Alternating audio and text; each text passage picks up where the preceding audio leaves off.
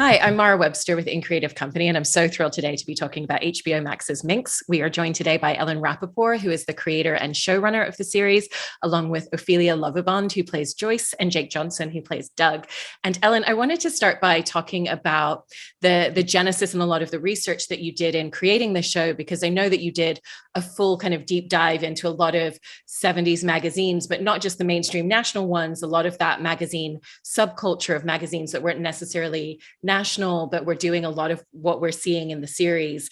And I was really interested in how that research element informed the way that you wrote characters like Joyce and Doug and a lot of the other characters off the back of it. I think, well, I mean, I tried to research all the erotic magazines that were around at that time, primarily for women. I do think that the main ones were national magazines. It was mostly Viva and Playgirl and a few others. The fringe ones, that wasn't really something I got into, but I researched those. I researched Ms. actually, which had a lot of the content that was, similar to, I think, what would have been going on in Joyce's head. And I think it was just really helpful in terms of kind of figuring out the zeitgeist of the era and, what people were talking about, what people were thinking about, just kind of like the world that these two were living in, if that makes sense. It does. And, Ophelia, one of the interesting things in watching Joyce's journey throughout the series is that she kind of ends up straddling this space in the middle where she's kind of no longer being accepted by the feminist movement and a lot of feminist groups. And yet she's not kind of fully over in the pornography world. And she's in this very unique space in the middle, which kind of creates a little bit of loneliness and vulnerability in different ways. And I was really interested in how you viewed your character and the impact that has on her, kind of being rejected by this group that she's really trying to support and champion so strongly.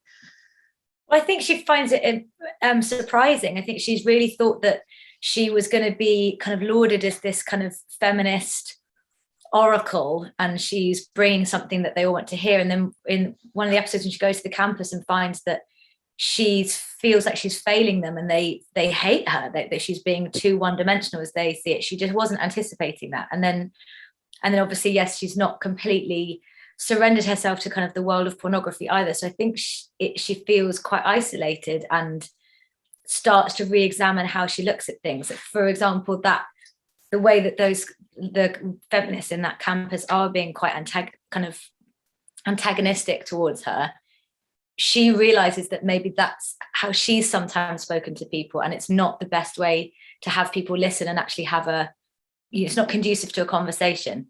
So I think she sort of starts to learn how to be a better feminist by seeing around her, being exposed to people that maybe don't express themselves as kindly as they could, and being exposed to people who are more open with their sexuality, realizing that she can become a better representative of this cause than she thought she was. Yeah, absolutely. And Jake, with your character, I love that he doesn't fall into any of the tropes of kind of what you would expect from a guy who's running a business publishing all sorts of pornography magazines. And it feels like there's a lot of carefulness, both in the writing and in your performance, just even the details where, there's models walking around the space and you're kind of never turning your head to look at them. And so what were the ways in which you really wanted to make sure that that was always the case through your performance and that it never kind of fell into any of those stereotypical tropes? Well, I think Doug fell into doing smut. I don't think he's a pervert who set out as like a little boy to take photos of naked people. I think his main goal was just to find a way to make money, and it just happens to be smut is what the thing is. So for him, I think it's just moving units, and I think it's why he's very comfortable doing male nudity, and why later, he's not weirded out looking at a bunch of dicks or Billy Brunson, because this is just selling magazines. So I think when he sees naked people walking by, he's just thinking about how will this look for the magazine, as opposed to thinking about how does this make him feel. Mm-hmm. Absolutely. And off the back of that as well, Ellen, I was interested in how you really wanted to shape his character in that way, to everything that Jake was just saying, where that's really his motivation is about the business and not necessarily the industry that he's in. Yeah, we always talked about Doug as a businessman who could have made anything else, who could have been, running restaurants or had 50 gas stations and, really just happened to fall into this business. And so that's kind of why we made the nudity kind of casual. Like, I think that there actually is nothing sexy about the nudity in the show. It's just part of the landscape of it. And I think that really reflects Doug's personality. It's like, he really just sees money where someone else might see breasts. Yeah. And for both of you, Ellen and Ophelia, in terms of the character of Joyce, I love the fact that, some of her strongest attributes are also the things that hold her back a little bit at times. She's got incredible determination and she's really able to push things through and see things through. She's been working on realizing this magazine for years.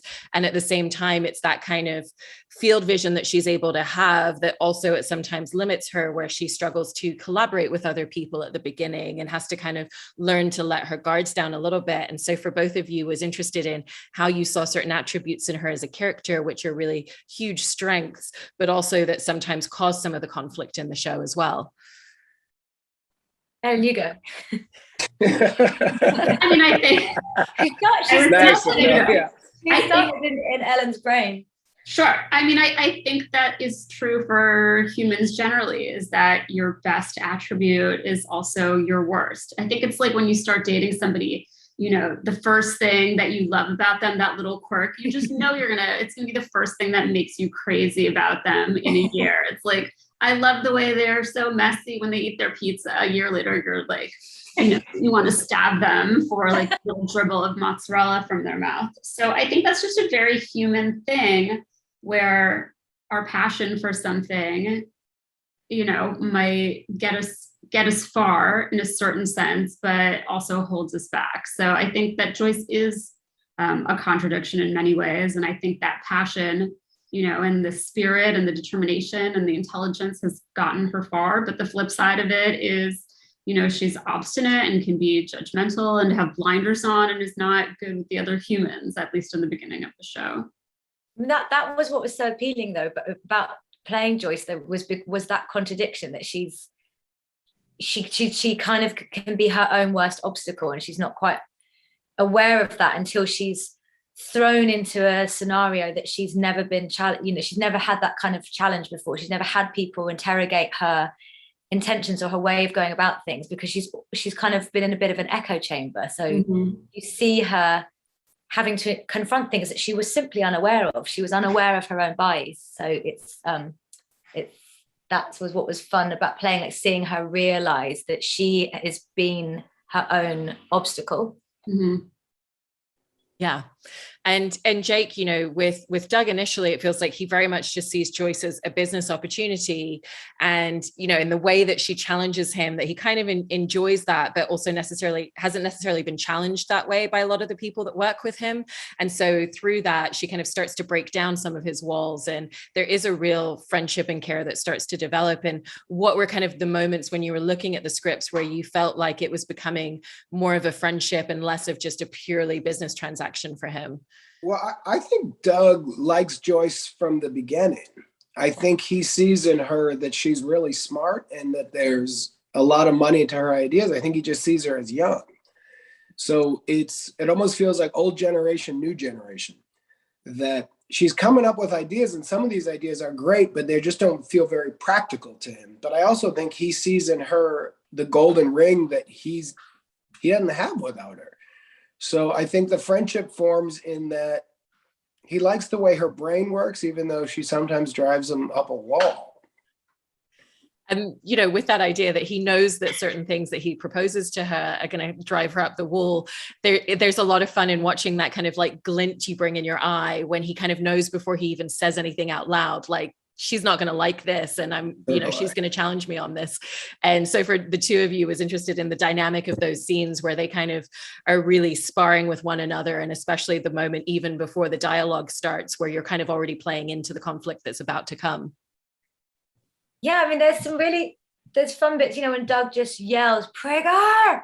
and you just know, and she's coming, she's like, "What?" and kind of being insouciant and kind of playing up that insouciance, because it's kind of a power move, and then sometimes taking her point to to the point of absurdity because she knows it will irritate him. But that was just really fun play. There's some scenes in that. Remember that scene in the car on the way to the mob house? I was going to say the same thing, Ophelia.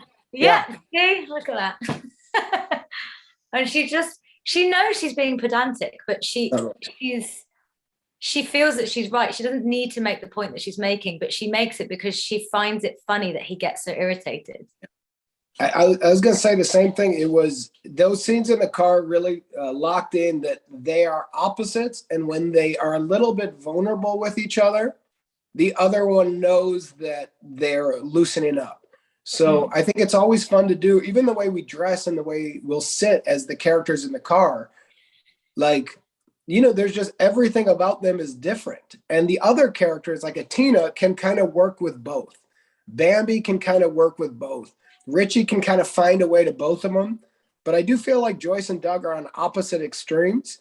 And I do think, unfortunately for both of them, they need each other. And I think Joyce might think she might not need Doug as much as Doug thinks he needs Joyce. But I got bad news for you, Ophelia. I got bad news for you, lady. No, but I think that they both inherently know that the other one's got something that could help them. But everything about the way they do life feels foreign. And I mean, off the back of that, Ellen, it feels like their best successes, both individually and together, are when they find that space in the middle. But it also gives a lot of richness throughout the show to be able to play with this kind of swinging pendulum where things are going a little bit more Doug's way, you know, things are going a little bit more Joyce's way, till you find that real sweet spot in the middle. And obviously, you don't want every moment to be a full success. And so when you're writing the scripts and figuring out a lot of the arcs, how are you determining where the kind of like the conflict makes the most sense and where that kind of cohesiveness and vulnerability and success with the two of them really makes more sense to pull into an arc? Yeah, I mean, I think the plot of the show really arises from the reality of what, you know, we as the writers thought would happen in the situation. And I think the magazine itself kind of has a natural arc that determines what happens with the two of them. And I think, you know, for both of them, there's like a bit of a loosening up and a bit of a role reversal. And I think the first instance of that really is in the mob episode, where you see that, you know, Doug, who has been telling Joyce not to rabble rouse and not to, you know, preach, does that himself. And she, you know, does what he would do in the situation, which is, you know, be manipulative. And I think that, yeah, I mean, you know, it's an interesting question. I think it really just kind of flows naturally out of the progression of their relationship. And with their relationship, it was also really refreshing to watch a show like this and to not kind of have it muddied between the two of them of a will they, won't they romanticism. And there's so much richness that you can actually explore with their relationship by taking that out of the equation and not having it be part of the mix. Was that something early on that was very important to you because of everything that you can explore in terms of friendship, business relationship, mentorship aspects? Yes, it was. Yeah, I think it's just cheesy. I think it would have been cheesy for us to do a will they, won't they. And frankly, I was really surprised by how many people, before we cast it, suggested casting people with chemistry or just read something into it that wasn't there. You know, I know Jake and I spoke before he even signed on to do the show about how we felt like there shouldn't be chemistry between them. I think, I don't know, maybe we're just programmed as consumers that when people fight about stuff, they're eventually going to have sex. I don't know. It feels like a really weird message that we've been putting forth through media, that like if you hate somebody and you are in total disagreement, like eventually you'll end up in bed together. Which I just want to say, it's weird, right? That's like a weird message to give people. Why not just like find somebody who's just like you and make your life happy and easy? Like, what's wrong with all of us? Well, Cheers ruined it for everybody. Yeah. And Jake, you know, I know that you and Ellen had some conversations early on about some of the details and aspects of the character as well, even beyond your performance that you felt were important, and just little things like feeling like, oh, he would have pots and pans around his house, he would cook for himself because he's taking care of himself, or details about the type of car he might drive. And so I was interested in what were the details that you saw very early on in the first couple of scripts that you looked at that were really important to be able to bring in, that you wanted to have those conversations about with Ellen. Well, honestly, Ellen's, and I've said it to her, but she's a really clear, great writer. So when I read the pilot, there wasn't much. There was a little words here and there, but there was just things that she had already put in that as we went to series, I just wanted to keep pushing, such as in the pilot, you set Doug up where you first meet him and he's in a diner and he's talking about Richie and all this stuff and these models and he's crude. But then when Joyce goes to his house, he lives on a lovely little street and said he'd always wanted to live in a place like that as a kid, and now he does. So she'd already put in that Doug has the two sides to him. So in terms of what I added as we went, with just little details that made Doug feel more familiar to me. But there was really nothing major. It's just kind of like the shades of gray. Yeah. And Ophelia, when it comes to Joyce's backstory, we get a few flashback moments later on in the season. But I was curious kind of if you had that information, if you had that detail, or if it was something similar to what Jake was saying, where it's just very clear in the way that Ellen's written those first couple of scripts that of course, naturally, that was the genesis of her wanting to create this magazine, wanting to go out on her own and really pursue it in more of an entrepreneurial manner. It was really, I got such a clear, concise sense of who Joyce was from the pilot episode. It really was, Ellen's gonna start blushing, but it really was an incredible script. It was unlike anything else. It was so rich in detail, and you felt like you knew, so you understood so much about them and their motivations, and the kind of the small mentions that she went to Vassar and her kind of correcting people's pronunciation of things. Those are small insights that allow you to understand why she is the way she is. And, she grew up in Pasadena. So there were little details that as an actor, when you're reading it, help inform how you're going to play that character. And then as the show went on, Ellen did kind of, tell me on the general arc of the character and where she was going to go, but nothing ever came as a surprise. It all felt completely consistent with the Joyce that first struck me when I read the pilot. And Ellen, you said that these two characters kind of felt very, very fully formed very early on to you in the writing process. But obviously then when you cast people, you get to really look at what are their strengths, what are they going to bring to the character, how are they going to elevate this off the page? Were there kind of any small tweaks or nuances that you really saw in the characters or kind of wrote into later scripts once you had Ophelia and Jake and the rest of the cast in place? I mean, probably. Yeah, I mean, these are just two very talented, very likable actors. I think, one thing, I mean, really, for both of them, there were details. I feel like for Ophelia, what I didn't necessarily know until I saw the performance was that she likes Doug. Even in the pilot, she knows that he's kind of sleazy and the things that he's saying are kind of absurd, but she can't help but like him. And I think you see it in the diner scene even, where she can't help being amused by him. And I think that, that really helped me actually kind of flesh out their relationship, where it was I think it's from both of them, despite themselves, they can't help having a fondness for each other. And Jake just imbued Doug with this, he just felt like a very lived in character. One thing that we spoke about before we shot the pilot is I told him that, he and Tina was going to be his love interest for the season, and that wasn't in the pilot.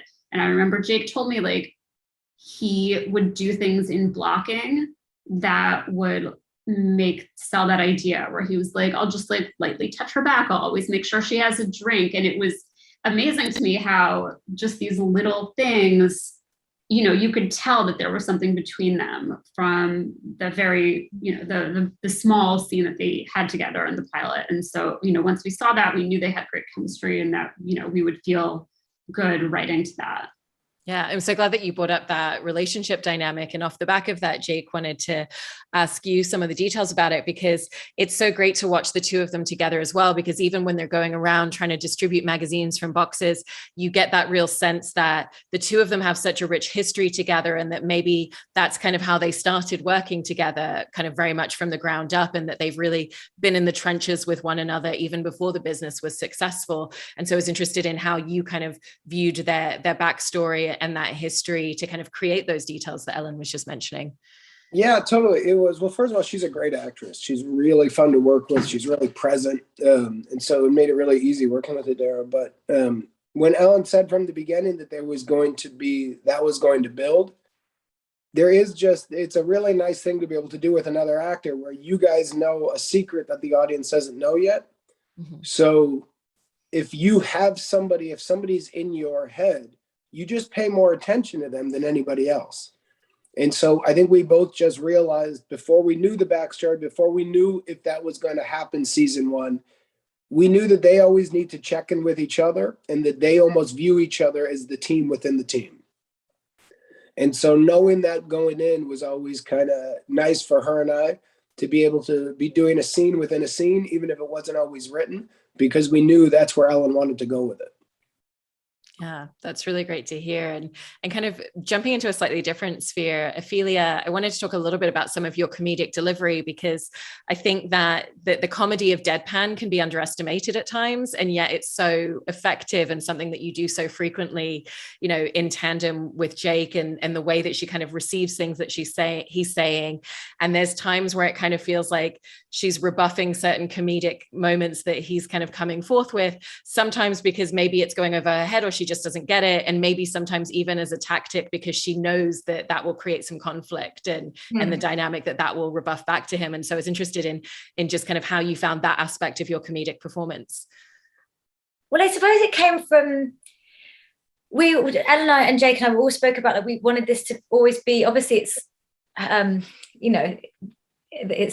there's lots of willies around, but nevertheless we want to kind of keep it in a real world. We didn't want to kind of getting into slapstick territory. So I just feel like Joyce says things you say it kind of in an understated way. She's being quite literal, and I think sometimes he might say something like when he's saying, are you one of those people that, he says something about what her life flashing before her eyes before she dies, and she just says, well, how can anybody answer that honestly? That doesn't make any sense. She's kind of taken quite literally, and it's not, I didn't kind of decide.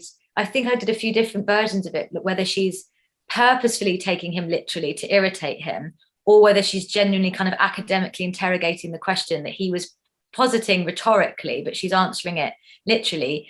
So I didn't decide on things like that. But in terms of deadpan delivery, I just suppose I just think that's funnier, that you know, don't kind of play the comedy, just say something authentically, and it will sound more ridiculous if you don't put like a curve on it. I just think that's funnier. Yeah, I mean, Joyce thinks she's in a drama. She doesn't think she's in a comedy. Yeah. She thinks she's in All the President's Men. Oh my God, great movie. Ellen, I also wanted to talk a little bit about some of the supporting characters, because the supporting characters in the show are so richly written. And so it's something where whenever Joyce and Doug make any sort of choice or action, there's a whole ripple effect on the characters around them. And so when you're writing each of the scripts, kind of how are you thinking about these two characters at the center who are kind of your A narrative, and then the ripple effect and the impact that that's going to have on the supporting characters, and the way that you really can play around with them so much because you've given them so much texture? Yeah, I mean, I don't know that our choices came for the supporting characters came directly from Doug and Joyce. It was really like everyone was on the same journey together of making this magazine, and it was really how the magazine affects everyone. And I think that's what sets everyone's stories in motion for the most part. I think Joyce primarily does make changes inadvertently, I would say, to the other people. Like she emboldens Bambi, sets her on a feminist journey. But like in terms of the individual episodes, I think that, once you kind of set the story into motion, it kind of tells you what it wants to be. Yeah, absolutely. And Jake and Ophelia, kind of going back to what we were talking before about a little bit in terms of each of your characters having their best successes when they meet in the middle. I was interested in, as you kind of trajectoried your characters through the season, how you started to kind of embody certain traits, certain characteristics that they would have kind of picked up or evolved or enhanced from the other one. I think we did. I mean, Jake and I were always, Ellen would kind of come sidle up next to us, and here Jake and I kind of in heated debate about the fact that Joyce is right, and Jake would insist that Doug was right. I mean, we were really fighting their corners, like we were kind of representing them in court. So I think in terms of the stances of our own characters, those felt that those became like really embedded, and we really kind of arguing their points of view. But then obviously they do start to sort of have an effect on each other. And when Joyce initially is quite nervous and she needs to edit her own magazine, he's like, you're an editor, edit the magazine. And she's like, right, yes, right, that is what I am, right, I am actually doing it. But then it emboldens her, and she does become more confident with what she's saying, and she does kind of deliver it in with more of a colloquial sort of, she articulates it in a more colloquial way, which is maybe more appealing. Like when she's on the radio show, she just lets rip. She's had enough of people telling her what she thinks, and she just does it in a way that isn't very academic, but it's so effective. And I think that's Doug's influence, the way he says what he thinks, and he doesn't care about what other people think when he says it. You see that in full force when she's on the radio show, and then the fact that it gets her onto the Dick Cavett show, she's realizing God, his approach is effective. And I think Doug is the opposite. I think that what Doug learns from Joyce is that sometimes your actions affect people. And like what he does with Billy Brunson and announcing it on the show, even though it might have been good for business, it was a shitty thing to do in terms of a human you care about and you value. And I think Doug has been the boss for so long and always just run his own operations. And whatever he needs to do in order to win and to get the bottom line, the people who work for him support that. And he doesn't have to answer to anybody. And I think in working with Joyce, it's the first time he needs to look in the eyes of somebody as he cuts him in the back. And I think that she's teaching him that his actions do have an effect on people, and that he doesn't necessarily want to hurt people. He just wants to sell a lot of magazines. Yeah. So the human side of business, I think, is entering his world. Yeah. I really love that. Well, congratulations on an amazing first season of the show. And thank you so much to all three of you for sharing all of this. Really, really appreciate it. Yeah, thanks. It was fun. Thank you. Thank you for having us on.